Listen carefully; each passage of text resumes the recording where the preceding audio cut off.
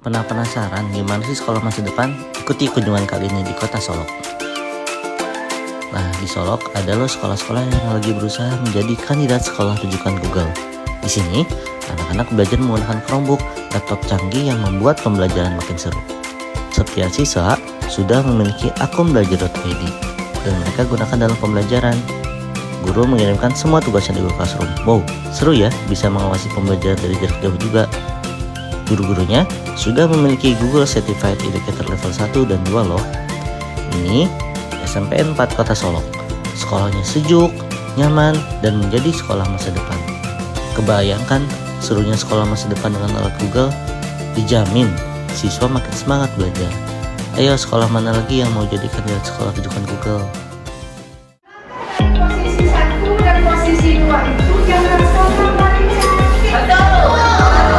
Baiklah, berikutnya kita cobakan atau kita akan praktekkan seperti yang digambar. Sesuai dengan konsep kita adalah tekanan zat padat. Nah, ambil operamu masing-masing.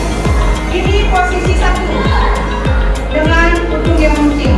Kemudian yang kedua, posisi kedua dengan ujung yang kumpul.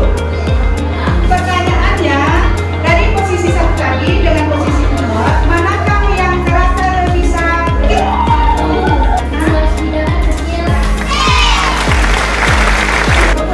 Tolong waktu dan tekannya ke kemudian alasan yang kedua apa itu?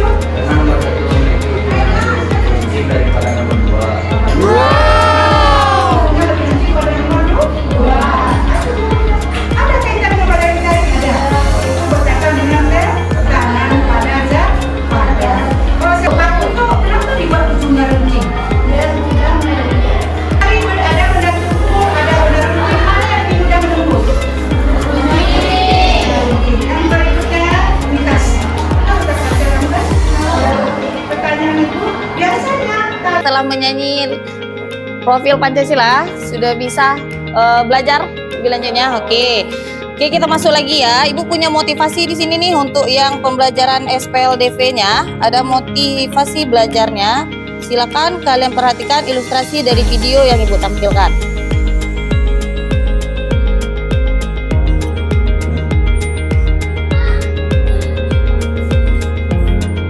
Lalu, hikmah apa yang dapat kalian ambil dari biografi? Biografi sini, hikmah yang pertama, menyelesaikan masalah atau semudah menyelesaikan kalian mungkin. Kita harus menentukan strategi yang tepat untuk menyelesaikannya. Yang kedua, terkadang kita dihadapkan dengan masalah yang penyelesaiannya tidak tunggal. Oleh karena itu, jangan terkadang ya untuk menggali yang lebih dalam sehingga mendapatkan penyelesaian lainnya. Ayo semangat, jangan menyerah. Lalu kenapa kita harus belajar SPLDF? Manfaatnya apa ya? Ternyata manfaatnya itu banyak sekali. Ternyata dengan SPLDF kalian bisa menghadirkan akses semua barang yang kita beli, kemudian bisa baca nilai tukar dari suatu barang, dan kedepannya kamu bisa menentukan manfaat maksimum dan dirimu loh. Tidak terlalu lagi materi SPLDV ini.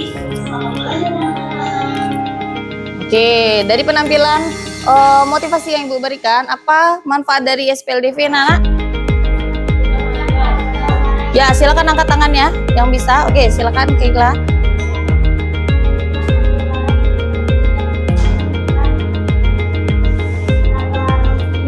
Oke, bagus untuk Kaila. Silakan beri tepuk tangan untuk Kaila. Ada lagi yang bisa memberikan manfaat apa penggunaan SPLDV dalam kehidupan sehari-hari? Ada lagi? Ya, silakan Yola. Bisa menentukan harga tunggal barang, benar? Ya, aplaus untuk Yola sudah memberikan. Nah, Ibu harap dengan adanya motivasi dalam SPLDV ini Anda bisa memecahkan masalah yang nantinya akan kita kerjakan ya. Kita masuk ke metode yang gabungan. Minggu lalu kita sudah membahas Nih, mengerjakannya di Google Doc, bagus ya. Jadi silakan kalau mau dilengkapi dengan gambar, dengan video juga bisa ya, sesuai dengan materi yang mau kalian paparkan ya. Kalau pilihnya tanggal berapa yang mau dipaparkan lebih banyak, misalnya tanggal 13 Juli kan pembahasannya banyak itu. mau kalian paparkan rinciannya itu juga bisa. Oke, paham ya?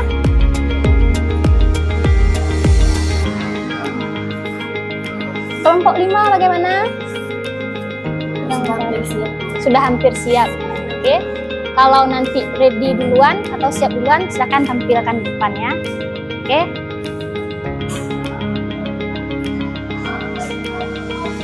Gimana Fari? Ada Fari? Ya, ini kan sama ini. Sama seperti tugas yang diberikan. Ya, kalian tinggal mengisinya itu kalau dia berupa kolom-kolomnya. Silakan lanjutkan dulu sampai selesai ya.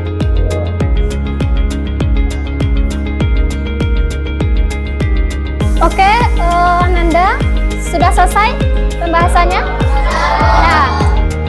Kelompok mana yang ingin tampil duluan? Kelompok 5? Oke, silakan kelompok 5. Oke, yang lain silakan simak penampilan presentasi dari kelompok 5. Anggota kelompoknya juga boleh ke depannya.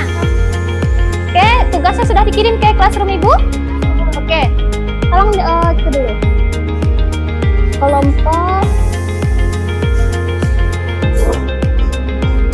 yang ini ya? Oke, silakan dengarkan penjelasan dari kelompok 5. Assalamualaikum warahmatullahi wabarakatuh.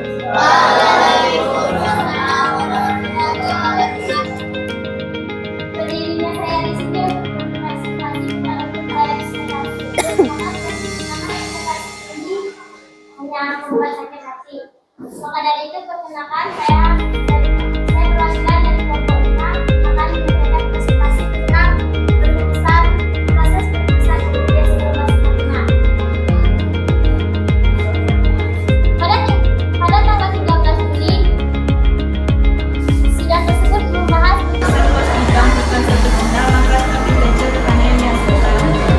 Rumus tekanan B sama dengan P tekanan F bayang dan A masnya.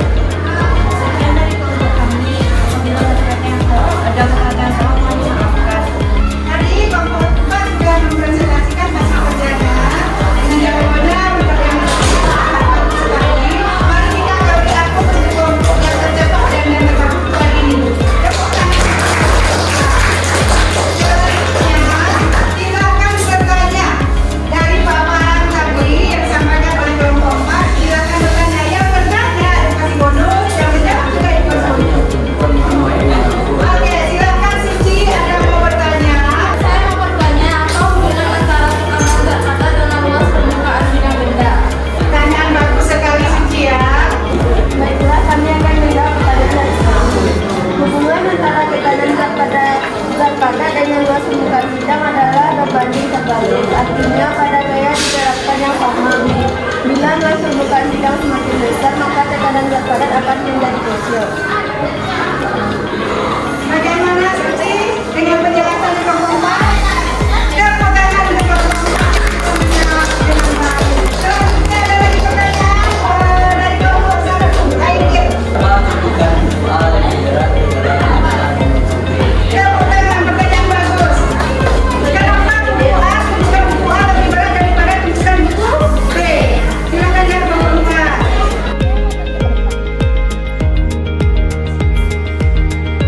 pada tanggal 15 Juli dilanjutkan dengan acara pembahasan rancangan undang-undang dasar saat itu ketua merancang undang-undang dasar yaitu Soekarno memberikan penjelasan tentang angka yang berhubungan dan mendapatkan tanggapan dari Muhammad Hatta.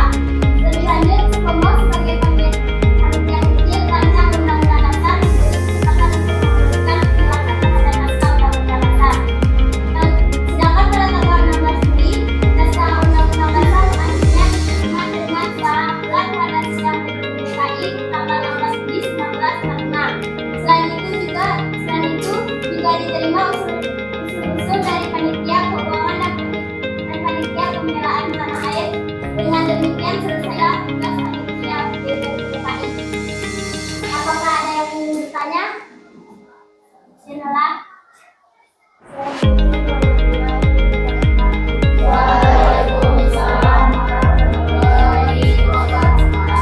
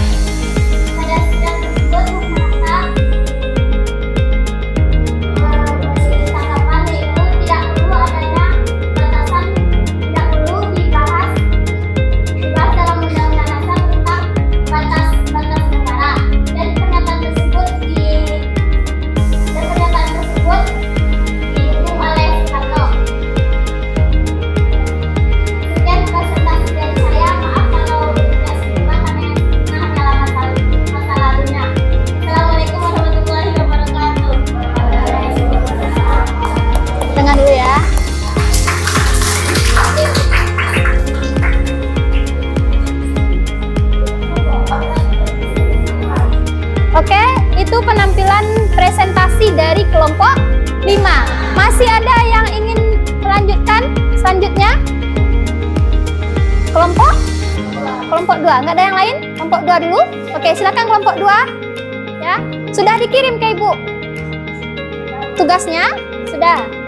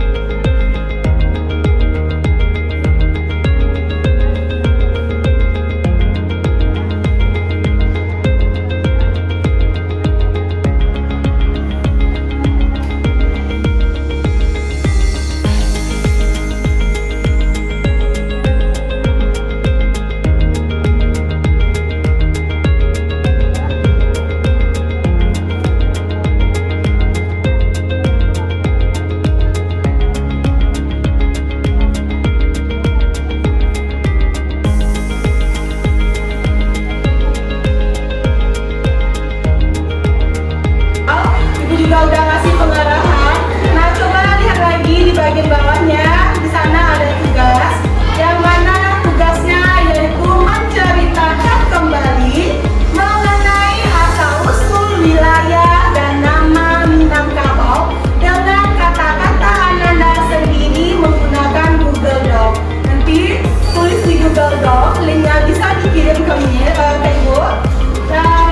Tulislah berdasarkan apa yang sudah kita pelajari hari ini dan dari apa yang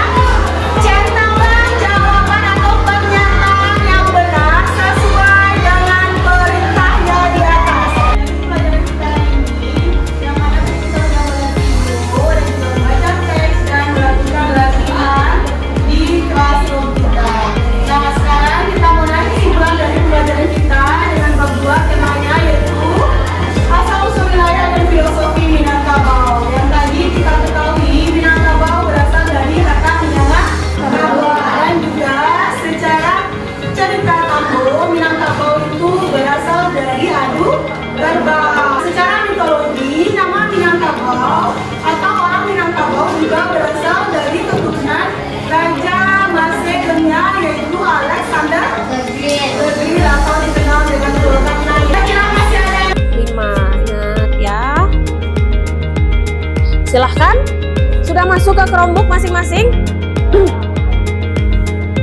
Silahkan mulai bekerja. Lihat, karena ada beberapa kelompok yang karyanya berbeda. Lihat di link yang sudah Ibu sediakan.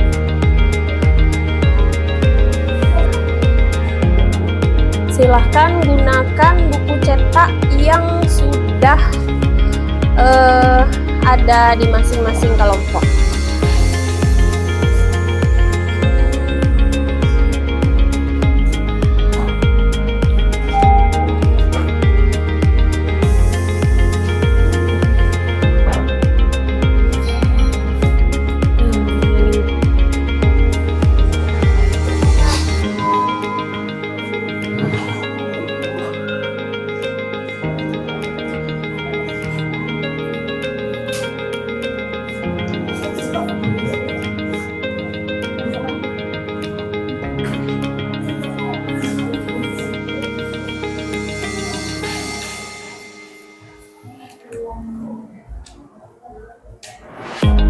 Tarinya, tari.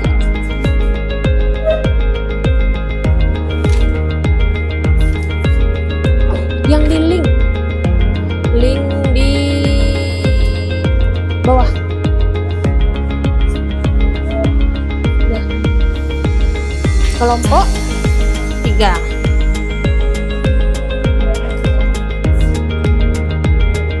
Nama tariannya jangan sampai salah ya. Lihat di link yang sudah ada.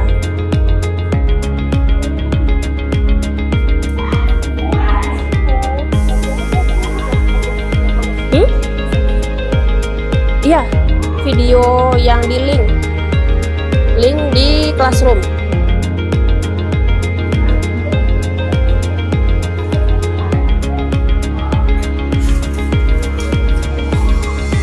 Ini tariannya apa?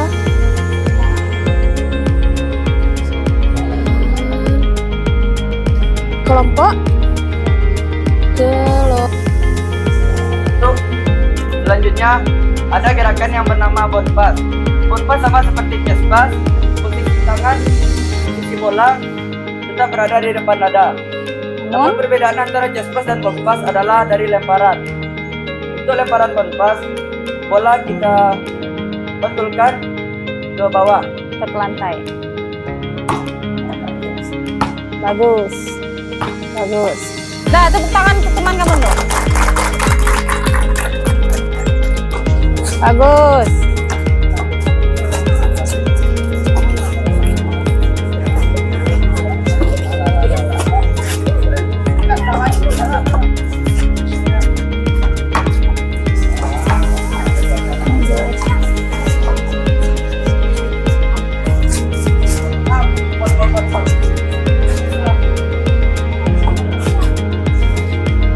Bonpas ya.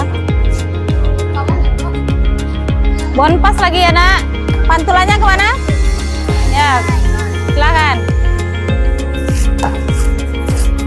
Bagus.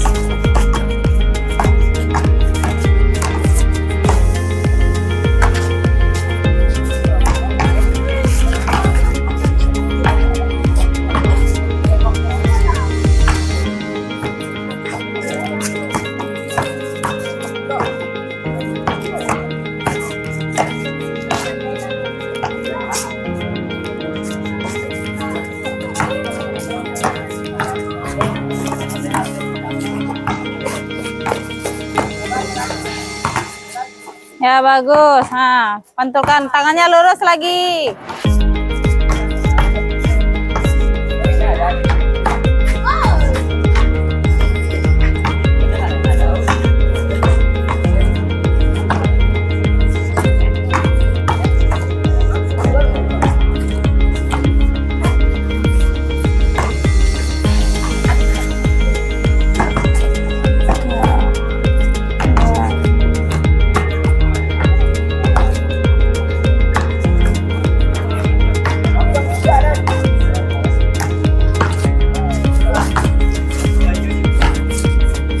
Ayo.